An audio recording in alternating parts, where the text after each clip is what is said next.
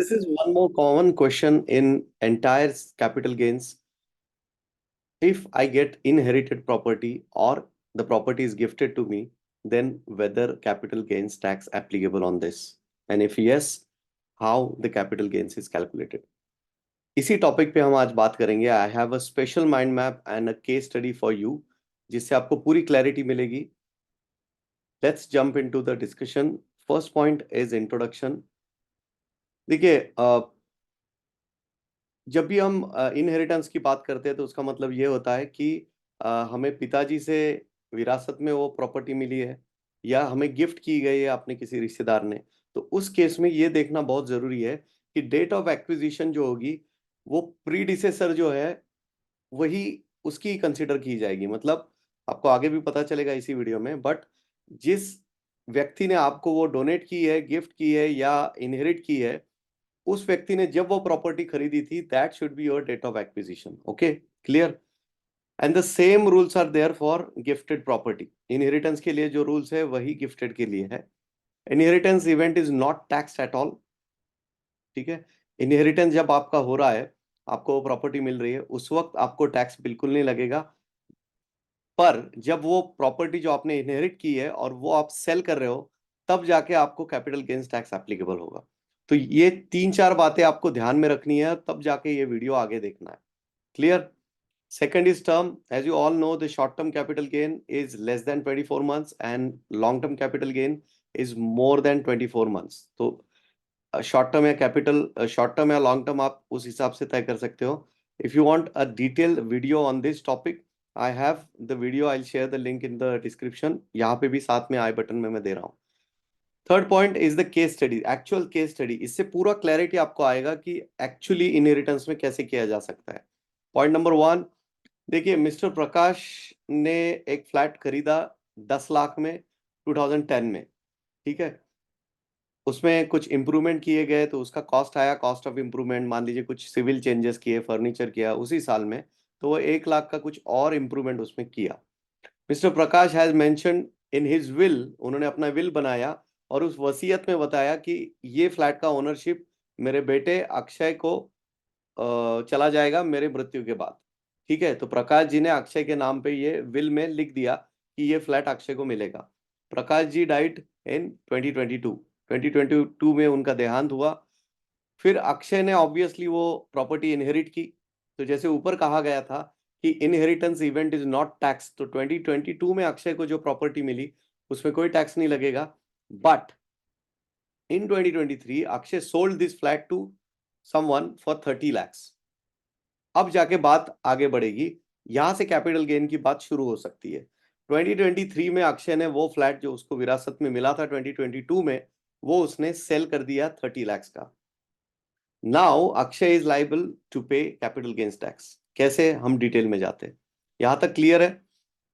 Capital gains tax calculation कैसे होगा? Step number one is index cost of acquisition.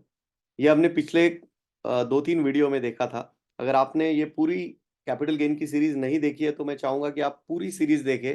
इसमें सभी विषयों पे विस्तार से बात हुई है. तो इंडेक्स कॉस्ट ऑफ एक्विजिशन पे भी डिटेल में बात हुई है.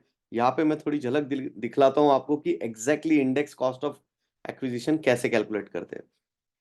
तो जब ये प्रॉपर्टी ली गई, तो जैसे मैंने पहले कहा कि मिस्टर प्रकाश ने जब ये प्रॉपर्टी खरीदी थी 2010 में, वो एक्विजिशन की डेट ली जाएगी और ना के इनहेरिटेंस की डेट.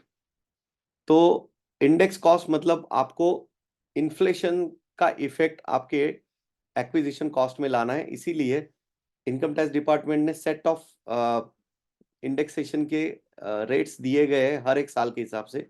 सो 2010 के लिए CII इज 167 एंड 2023 के लिए 331.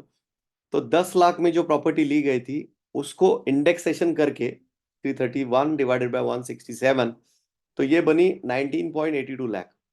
Meaning cost of acquisition purchase price इस फ्लैट का 10 लाख ना होते हुए अभी 19.82 होगा for capital gains calculation. Clear? इससे हमको फायदा ही होने वाला है. So index cost of acquisition निकालने के बाद इंडेक्स कॉस्ट ऑफ इंप्रूवमेंट, मैंने आपको बताया था पहले कि कॉस्ट ऑफ इंप्रूवमेंट 1 लाख किया गया था 2010 में प्रकाश जी के द्वारा.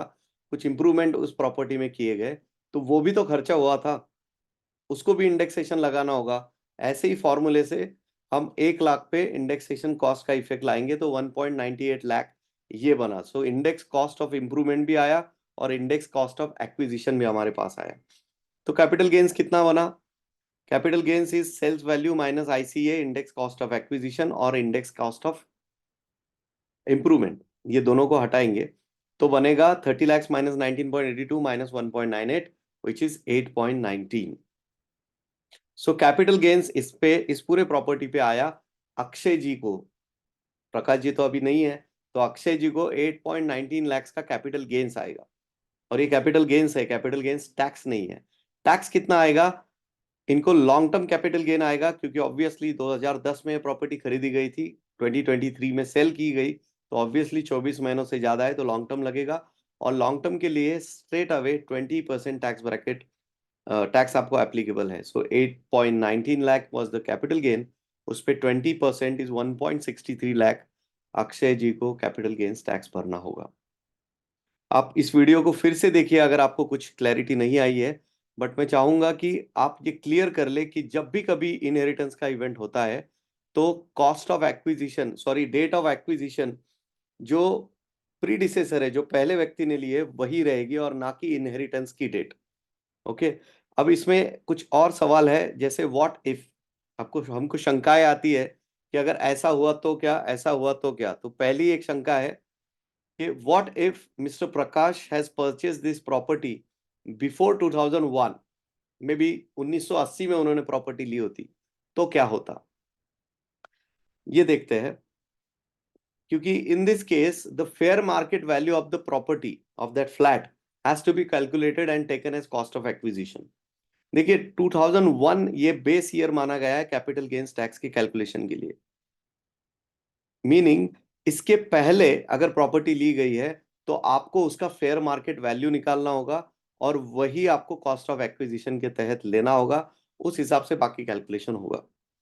तो फेयर मार्केट वैल्यू कैसे कैलकुलेट करें, ये भी एक सवाल आता है। सिंपल है, गवर्नमेंट वैल्यूएशन या रेडी रेकनर रेट उस साल का, 1980 में अगर फ्लैट लिया है तो 1980 में वहां पे पर स्क्वायर फीट रेट क्या थे, ये ready reckoner rate government stamp duty department जो होता है वो रजिस्ट्री जहाँ कराते हैं वहां से आपको मिल जाएगा। ये निकाल के आप उसका एफएमवी निकाल सकते हो। दूसरा, मार्केट रेट क्या है उस एरिया में फॉर दिस आइडेंटिकल प्लॉट, ये निकाल के आप वहां से फेयर मार्केट वैल्यू निकाल सकते हो। बट ये थोड़ा ट्रिकी होगा क्योंकि इस केस में मार्केट वैल्यू से अगर निकालते हो तो वो लिटिगेशन आ सकता है, गवर्नमेंट आपको पूछ सकती है कि आप किस तरह से इसको कैलकुलेट कर रहे हैं। So if you are going for the second option then you should be able to justify the price. Okay, and finally you can hire some valuation expert like government valuer to calculate the FMV for you.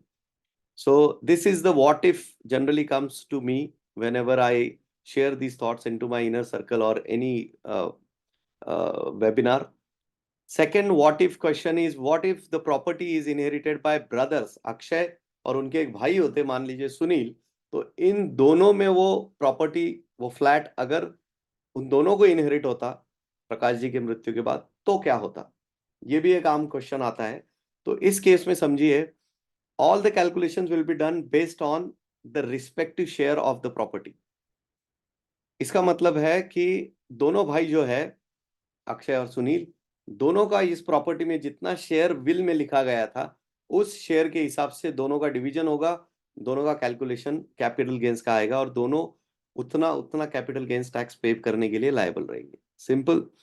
पर cost of acquisition भी जो शुरुआत में प्रकाश जी ने लगाई थी, वो cost of, sorry improvement, cost of improvement को भी इक्वल या जितना प्रोपोर्शन में उनको विल में लिखा गया है कि दो भाई में कितने हिस्सों में वो बांटी जा रही है, कौन सा परसेंटेज किसको आएगा, उस हिसाब से कॉस्ट ऑफ एक्विजिशन भी डिवाइड होगा। और इन दोनों डिवीजन के बाद अक्षय और सुनील जी के बीच में वो कैपिटल गेन्स कैलकुलेट होगा। तो इस पूरे वीडियो से आपको पूरी क्लैरिटी आई होगी कि इनहेरिटेंस होता है या गिफ्ट में आपको प्रॉपर्टी मिलती है, चाहे वो लैंड हो, फ्लैट हो, शॉप हो, ऑफिस हो, कोई भी इमूवेबल प्रॉपर्टी, उस केस में आपको इस तरह से कैलकुलेट करना है। An important point I am repeating is the date of acquisition is the predecessor. जो पहले व्यक्ति ने फ्लैट लिया था वही डेट पहली मानी जाएगी और ना कि इनहेरिटेंस की। इस रियल इस्टेट और फाइनेंशियल फ्रीडम और स्पेशली कैपिटल गेन्स के बारे में आपको ज्यादा जानकारी चाहिए तो मैं चाहूंगा कि आप मेरा ई बुक डाउनलोड करें। इसका लिंक मैं साथ में दे रहा हूँ। दूसरा, आप यूट्यूब सीरीज इस पूरे विषय पे बनी हुई है, इस पूरे प्लेलिस्ट को देखें। इसका भी लिंक मैं साथ में डिस्क्रिप्शन में दे रहा हूँ। और आपकी कुछ व्यक्तिगत प्रॉब्लम है कैपिटल गेन्स के बारे में, फाइनेंशियल फ्रीडम के बारे में या रियल इस्टेट के बारे में, आप प्रॉपर्टी सेल कर रहे हो, तो आप मुझसे 1-to-1 मिल सकते हो। I generally offer this virtual meeting for 30 minutes for free. आप मेरे साथ आके इसके बारे में डिस्कस कर सकते हो। इसके लिए भी एक लिंक है जिससे आप अपना स्लॉट बुक कर सकते हो मेरे साथ 30 मिनट्स का। इन तीनों चीजों की लिंक मैं साथ में दे रहा हूँ। So I want you to engage on this content and also try to download this book and learn more and more possible. क्योंकि रियल इस्टेट में जब आप प्रॉपर्टी सेल करते हो, if you don't know these facts about capital gain, though you are not from commerce background, though you are not an CA और tax consultant नहीं हो, तब भी ये जानकारी आपके लिए बहुत ज्यादा जरूरी है। So don't miss that and hit the like button and subscribe to this video also if you want to, if you got some value and if you want this video to reach to the larger audience. That's all. Thank you.